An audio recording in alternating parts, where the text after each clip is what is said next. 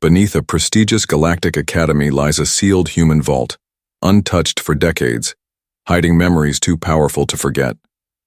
When a group of alien cadets break the one rule no one dares question, they uncover a secret that could shatter everything the galaxy believes about humanity. What they awaken isn't a weapon, it's something far more dangerous. The truth. If you're new here, make sure to subscribe to the channel and show your support with a thumbs up by liking the video. Now, let's jump into the story. The Academy was a place of order, structure, and endless stars. Set in orbit around a quiet planet, it trained the best and brightest from every known species in the galaxy. Inside its silver halls, cadets learned everything from flight tactics to diplomacy. They walked past each other in crisp uniforms, heads full of rules and futures, never questioning what they weren't supposed to see. But one hallway always stood apart. It was narrow, built of an older metal, dimly lit, and sealed at both ends.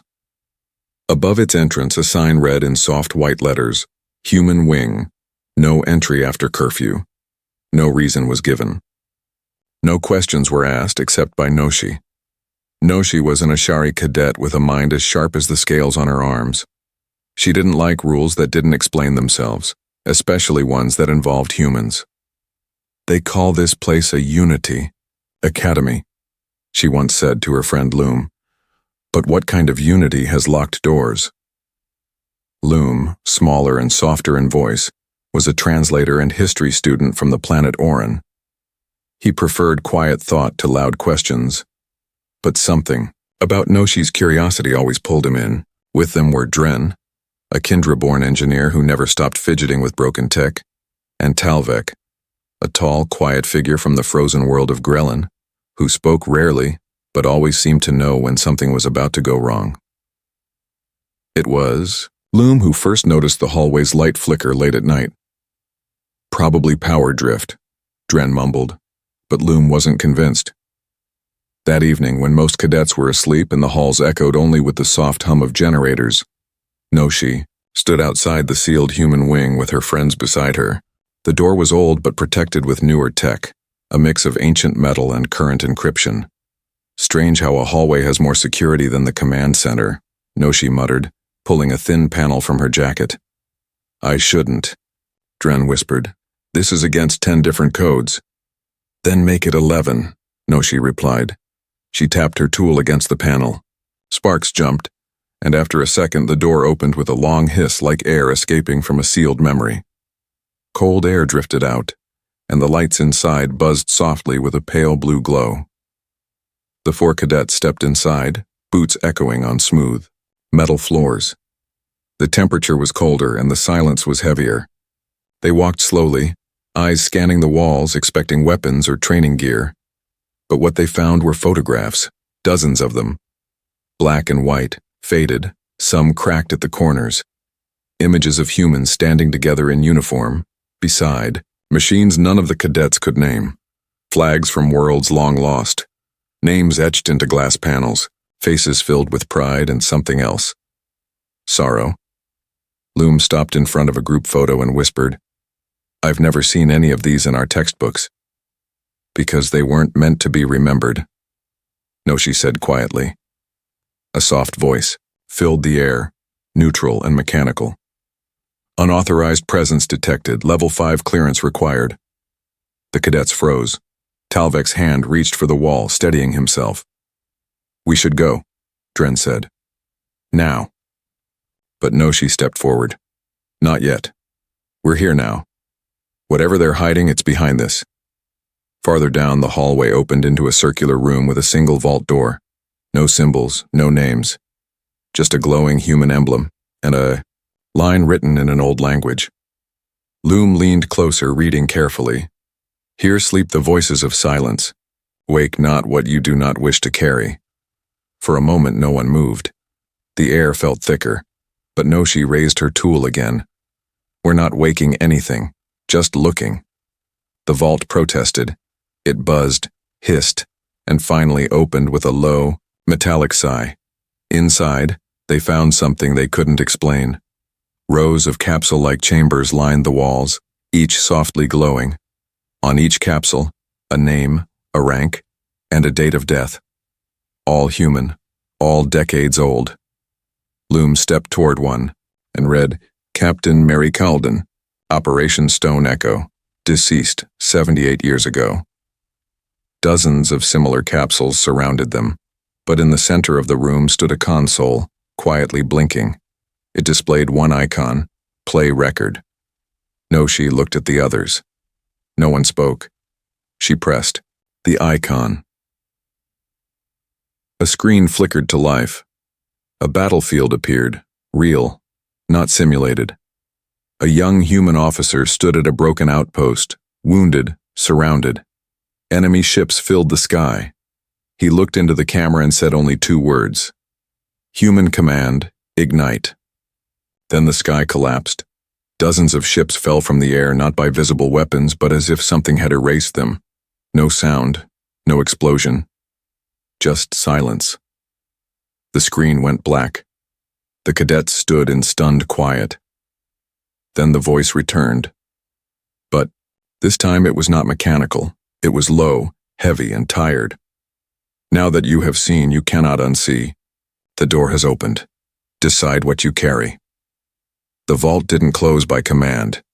It closed on its own, sealing behind them not with a warning, but with purpose. They looked at one another, unsure of what they had just seen. Talvek walked to a capsule and brushed away dust.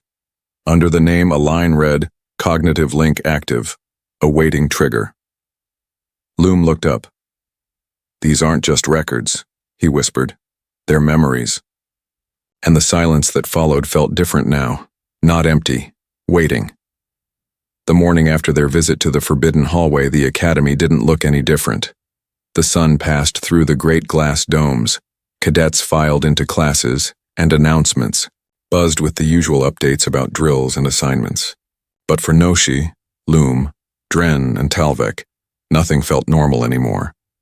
They walked among the others like ghosts, each glance at a human cadet, each mention of unity or peace in a lecture, sounded hollow. The recording they had watched still echoed, in their minds. A human officer standing wounded and alone, giving a calm command that brought down an entire fleet in silence. No weapons fired, no technology they could explain. Just 2 words, human command, ignite. And then the sky fell. Before they could speak to anyone, an alert flashed across their wrist comms. Level 2 security violation. Report immediately. To Command Chamber 7. It wasn't a request. They entered the chamber in silence. Cold lights flickered above a circular table where 3 senior officers waited. 2 alien generals and 1 human admiral. The human, a tall, silver-haired man with deep-set eyes, said nothing. The alien generals looked less patient. You accessed a sealed wing, the taller one growled, his voice like cracked stone. You triggered ancient systems and opened a vault that hasn't been touched in decades. Do you understand what you've done? Noshi stepped forward to speak, but the human admiral raised his hand. His tone was calm, almost tired. They don't understand, he said softly. And that's exactly the point. The room shifted, in tension. The alien generals exchanged glances, clearly uncomfortable. The admiral stood slowly. You think you broke a rule, he said, looking directly at the cadets. But what you broke was silence. What you saw wasn't just history. It was memory, living memory. Loom couldn't stay quiet anymore. Is it a weapon? He asked. Or something else? The admiral tilted his head slightly. It's not a weapon. It's not just people. It's what connects them. A network made from every soldier who refused to be forgotten. Talvek's voice, always steady and rare, added quietly. You mean those capsules. They still think? The admiral nodded once. They remember. And when needed, they respond. The alien generals protested immediately. That kind of memory protocol is illegal. Cognitive data of the dead should not be accessed or stored. It's against the Galactic Peace Accord. But the admiral only sighed, which is why it was sealed, not erased, just hidden. Because not every species sees memory the same way. Some see it as pain, others as power. The cadets were dismissed without punishment, but not without warning. They were told to speak of what they saw to no one. The hallway would remain, sealed again. The console deactivated, the silence restored. But the cadets knew it couldn't be that simple. Later that evening, Loom led them to a forgotten archive wing near the Academy's communication tower. It was rarely visited, full of dusty files and ancient tech. There they met someone Noshi had heard about through whispers, Kaith, a former student and now an assistant data engineer. She had once studied something called the Echo Protocol and was quietly removed from the program. "You saw the vault?" she asked, barely hiding her surprise. "Then it's real. They really kept it running." Kaith explained what the Academy never taught. Long ago, humans created the Echo Network, a system that stored the memories, instincts, and experiences of soldiers at the moment of their death. Not to bring them back, but to ensure their wisdom and will would never die with them. The 4 cadets, now joined by Kaith, returned that night to the vault. With Kaith's guidance, they bypassed a second layer of protection the Admiral had not reset. Inside, the chamber was unchanged, cold and quiet. But when Kaith activated a secondary interface, the room responded differently this time. Lights glowed beneath the floor. The capsules pulsed faintly. And in the center, a new icon appeared. Deeper access. Initiate connection. Dren hesitated. "What if it's dangerous?" he whispered. "It already is," Noshi said. "But it's also the truth." Kaith activated the icon. The console's screen changed. Not a video, not a message, but a data stream, a map of connections, lines and pulses stretching out from each capsule, forming a pattern like a brain, alive, vast, and still thinking. Loom stepped closer, trying to read the streams. "It's not just memory," he said. "It's coordination, strategy, emotion. It's like a living archive." Talvek placed his hand near one capsule. For a brief second, his eyes widened, and his body froze. When he pulled back, his voice was quiet but steady. "I saw a battlefield. I felt pain, but also clarity, like someone showing me what to do, why to do it." The realization hit all of them at once. These weren't just dead soldiers. They were guides, reminders, a form of will that never faded. And they were still listening. The room was silent again, but not empty. It felt heavier now, charged with a sense of waiting, and far above the Academy, in the orbiting data satellites, a signal flickered, a soft pulse sent from one of the vaults. Older systems, reaching somewhere it hadn't reached in decades. The silence had been broken, and something was listening back. The wind outside the Academy domes howled that night, but inside the forbidden vault, silence pressed like a thick, invisible wall. Noshi stood at the center console, eyes locked on the web of connections now glowing across the screen. The lines weren't just data. They moved, pulsed, and shifted like veins carrying thought. Around her, Loom, Dren, Talvek, and Kaith stood, quietly, each trying to understand the scope of what they had just seen. These weren't just recorded memories. They were active. The capsules weren't coffins. They were something else. Storage, maybe. But living, in a way no one had ever explained. The Echo Network wasn't dead. It was awake. Kaith leaned forward, brushing her hand across the panel that showed the connection map. "These lines, they stretch beyond the vault.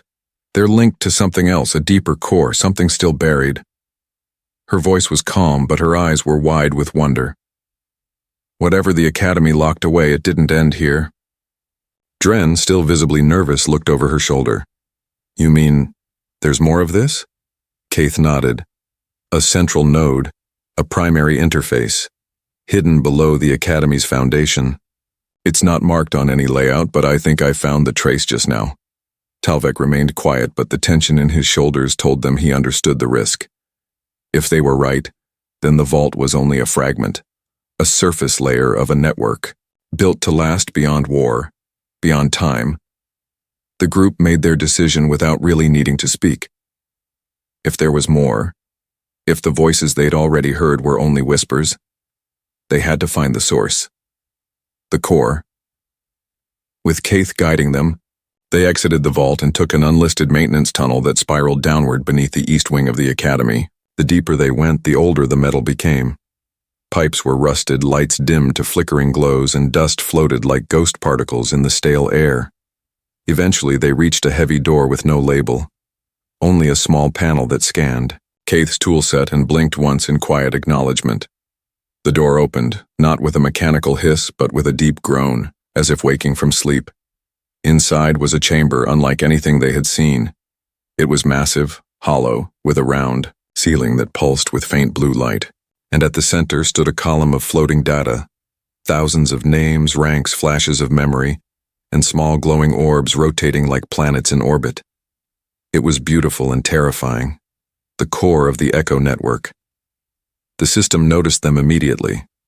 A soft voice echoed through the room, not a robotic one, a human voice, calm, deep. Observer level recognized, non-human identities confirmed, connection permissible. Noshi stepped forward. "Are you alive?" The voice answered slowly. "I am the carrier of those who remembered. I do not live as you do, but I do not forget." Loom approached cautiously. "What is this place? Why does it exist?" The voice shifted as if changing tone. "This is the anchor, the memory field, the last breath of those who fell in service to protect what words could not. We were not built to destroy. We were built to remember and through memory prevent the return of what once nearly ended everything." Keith looked at the swirling data above them. "You mean a war?" The core replied, a silence so complete it nearly erased what it meant to be human. That silence took form, spread across stars. We fought it not with weapons but with stories, pain, memory. Each one became part of this, a net of thought strong enough to resist the pull of forgetting. The cadets stood still, the weight of those words settling in their chests. Talvik looked at one of the orbs floating past him. A vision flickered, a soldier, knees deep in rubble, whispering to a photo of his family, before charging into the fire. The memory passed through him like a spark. Not painful, just heavy. Dren stepped back. "This isn't safe," he said. "This is too much." Noshi placed a hand on his arm. "Or maybe it's exactly enough." Suddenly, the core's light shifted. The orbs paused. The voice changed. "Outside forces have detected this surge.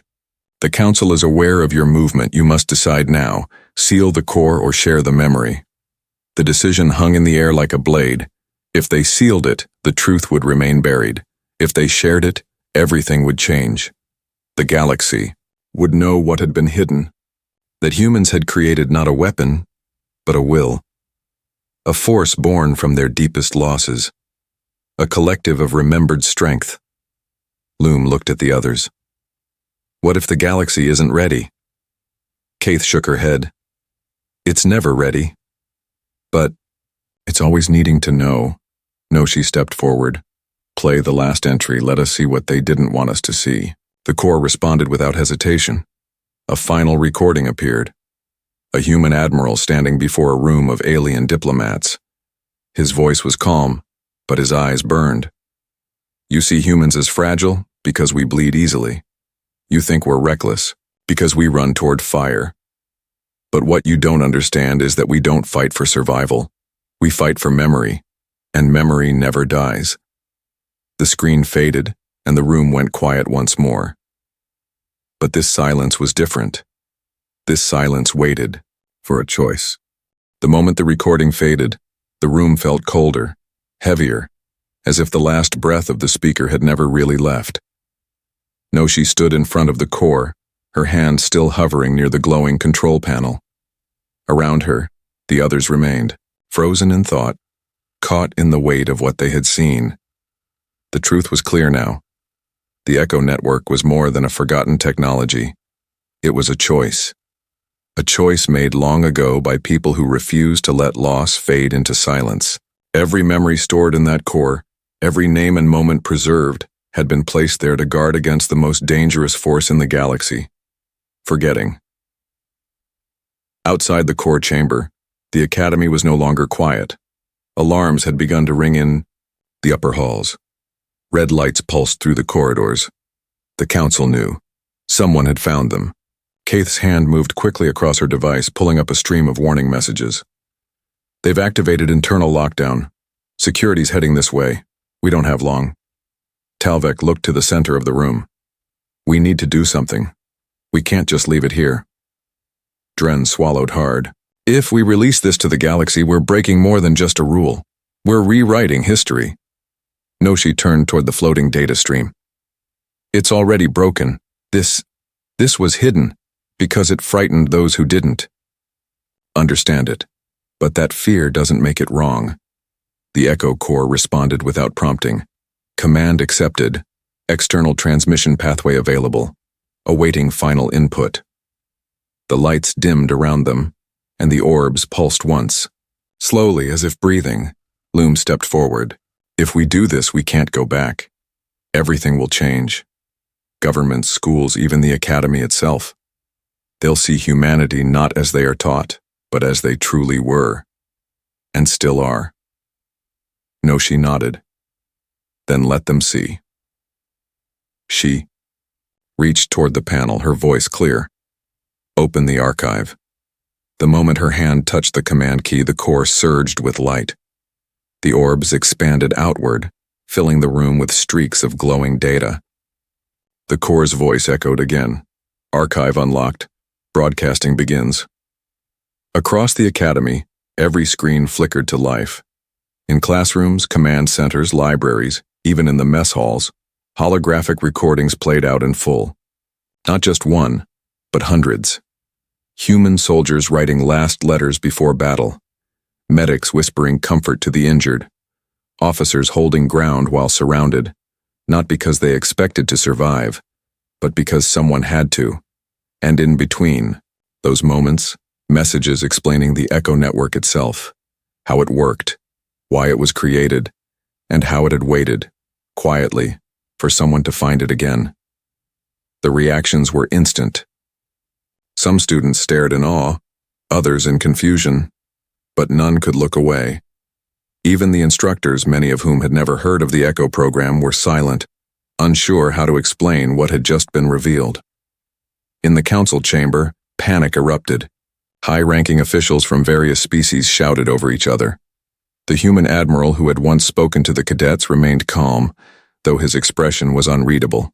"It's done," he said to no one in particular. "The silence is broken."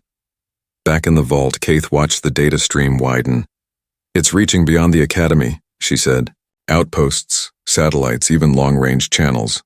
This isn't just a local transmission, the whole network's waking up." Dren checked his wrist screen.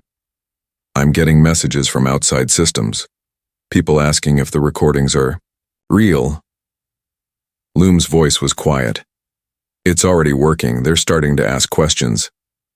Then, something unexpected happened. One of the capsules in the vault lit up. Slowly, softly, the glow intensified. A soft hum filled the room. A new voice, female, calm and familiar, spoke from within. "Archive recognition confirmed.